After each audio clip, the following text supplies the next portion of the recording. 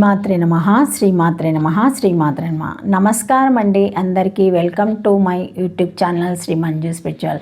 మనము లలిత సహస్రనామ స్తోత్ర నామాలకు ప్రతిపదార్థాలు తెలుసుకుంటున్నాం కదా, శ్రీమాత్రే నమః. కానీ అంతకంటే ముందుగా మీరు గనక మన ఛానల్ని సబ్స్క్రైబ్ చేసుకోకపోతే వెంటనే చేసుకొని పక్కనే ఉన్న బెల్ ఐకాన్ నొక్కి ఆల్ సెలెక్ట్ చేసుకుంటే మేము ఇలాంటి వీడియోస్ అప్లోడ్ చేయగానే ముందుగా మీకు నోటిఫికేషన్ వస్తుంది. అలాగే వీడియో ఎక్కడ కూడా స్కిప్ చేయకుండా చివరి వరకు చూస్తే మేము ఏం చెబుతున్నామో మీకు పూర్తిగా అర్థమవుతుంది. ఇప్పుడు ఇంకా వీడియోలోకి వెళ్ళిపోదాము. శ్రీమాత్రే నమః. 466 నామము క్షోభిని. ప్రతిపదార్థము క్షోభిని సృష్టి చేయుటకై భగవంతుని యందు క్షోభను కలిగించినది. క్షోభిని నమః అని నమస్కరించుకోవాలి అమ్మవారిని. క్షోభిని క్షోభింపచేయునది అనగా మదించున్నది. ఈ నామం యొక్క అర్థాన్ని వినగానే అమ్మవారు దేని క్షోభింపచేస్తుంది అని వెంటనే అనుమానం కలుగుతుంది. క్షోభింప చేయాల్సిన అవసరం వస్తూ ఉంటుంది అమ్మవారికి. ఎప్పుడంటే ప్రళయంలో అంతా పరమ ప్రశాంతంగా ఉంటుంది, చైతన్యరాహిత్యమై చడి చప్పుడు లేకుండా ఉంటుంది. అదంతా పరమేశ్వరుని చిత్తము. పరమేశ్వరుని తత్వము ఎప్పుడు అలానే ఉంటే ఏం బాగుంటుంది? అయ్యవారికి ఏమీ పట్టనంత మాత్రాన అమ్మవారు కూడా ఏమీ పట్టించుకోకుండా ఊరుకుంటుందా? ఆమె విశ్వ సంసారము ఆవిడ చూసుకోవద్దు?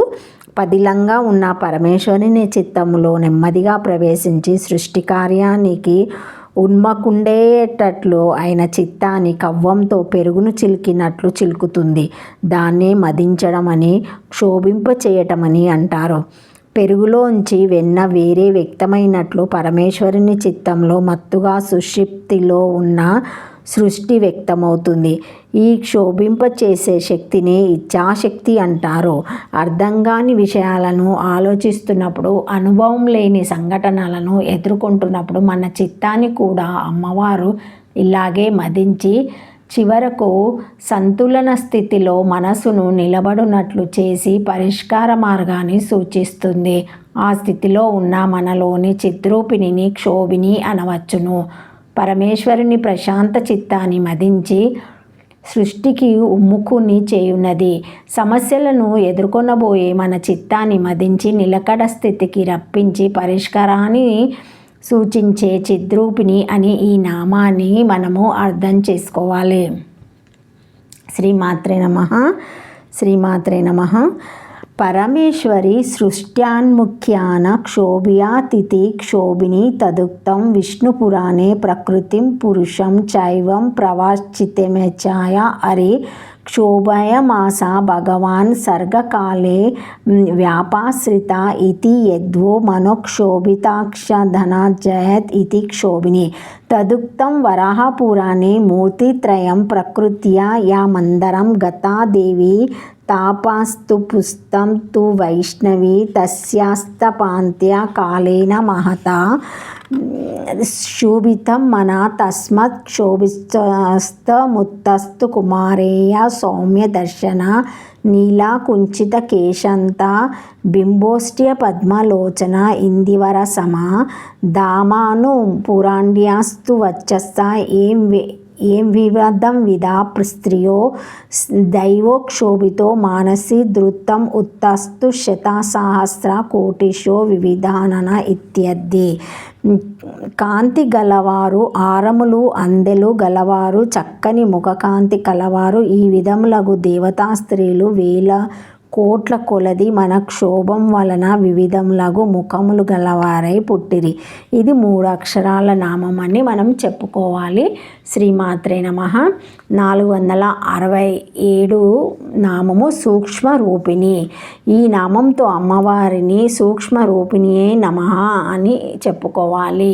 సూక్ష్మ రూపిణి, సూక్ష్మ శక్తి స్వరూపిణి. శ్రీమాత్రే నమః. శ్రీమాత్రే నమః. సూక్ష్మ రూపిణి తెలియశక్యం కాని రూపము గలది. శ్రీమాత్రే నమః. ఇంతకు ముందు నామంలో పరమేశ్వరుని ప్రశాంత చిత్రాన్ని ప్రకృష్టంగా మదించిందని చెప్పిన అమ్మవారు స్థూలమైంది కాదు, సూక్ష్మమైనది. పరమాణువులోని కణాలు ఎంతో సూక్ష్మంగా ఉంటాయి. అయినా అంతటిని అంతం చేయగలిగిన పరమాణు శక్తిని, అన్నిటికీ వినియోగపడే అనువైన శక్తిని పుట్టించగలవు. అలాగే సూక్ష్మాతి సూక్ష్మంగా ఉండే ఇచ్ఛాశక్తితో ఈశుణ్ణి మదించి సంకల్పమాత్ర కాలంలో సకల సృష్టిని వ్యక్తం చేయగలిగినది. అధికులలో అధికురాలు, సూక్ష్మమైన వాటిలో సూక్ష్మమైనది ఈ అమ్మవారు అని మహానారాయణంలో కూడా అనోరణ్యన్ మహతో మాయన్ అని ఆత్మపరంగా చెప్పబడుతుంది. మనసును మదింప చేయటానికి ఒక మాట చాలు, వేరే స్థూలమైన పరికరాలు అక్కర్లేదు.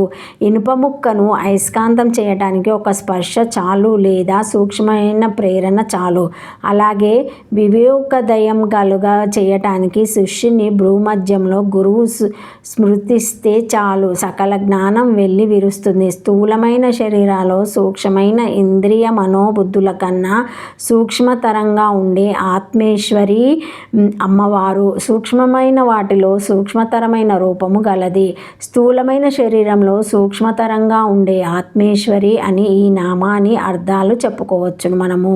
స్థూలమైన తీగ చుట్టల లాంటిది యజ్ఞోపవీతమైతే దానిలోని విద్యుత్ లాంటిది గాయత్రి, అందువల్ల వచ్చే ఫలితం లాంటిది జ్ఞానం అనే విధంగా అమ్మవారిని ఈ నామానికి అర్థం చెప్పుకోవాలి. శ్రీమాత్రే నమః. శ్రీమాత్రే నమః. తెలియశక్యము గాని స్వరూపం గలదని సూక్ష్మ హోమ స్వరూపురాలు, సూక్ష్మ రూపము గలది. శృతివాక్యములలో ఆత్మతత్వం అన్నిటికంటే సూక్ష్మమైనది, నిత్యమైనది, అణువు కంటే అణువైనది అని వర్ణించి చెప్పబడినది. దీనినే ఆత్మస్వరూపులకు దేవి మిక్కిలి సూక్ష్మమైనదని అర్థము. లేదా ఒకానొక హోమమునకు సూక్ష్మను సంఖ్య కలదు.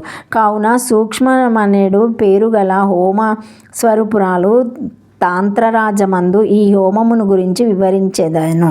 మూలాధారమందు అగ్నియుండును, దాని యందు శాస్త్రోక్తమగు అక్షరములతో 12 విధములుగా చేయు హోమమునకు సూక్ష్మమని పేరు అని చెప్పబడినది. లేదా దేవికి గూఢస్థూలము, సూక్ష్మము, పరము అను 3 రూపములు గలవు. వానిలోని సూక్ష్మరూపము ఇచ్చట గ్రహించవలెను. అట్టి సూక్ష్మ స్వరూపిణి అని ఈ నామాన్ని మనము అర్థం చేసుకోవాలి. శ్రీమాత్రే నమః. Thank you for watching my video. Please like, share, comment, subscribe to my channel. మరిన్ని వీడియోస్తో మళ్ళీ కలుస్తానండి. ఈ వీడియో మొదటిసారి ఎవరైనా చూసి ఉంటే తప్పకుండా లైక్ చేసి సబ్స్క్రైబ్ చేసుకోగలరు. ఏమైనా కామెంట్స్ ఉంటే కూడా పెట్టగలరు. Thank you. లైక్ చేయండి, సబ్స్క్రైబ్ చేసుకోవాలి తప్పకుండా. Okay, thank you. బాయ్.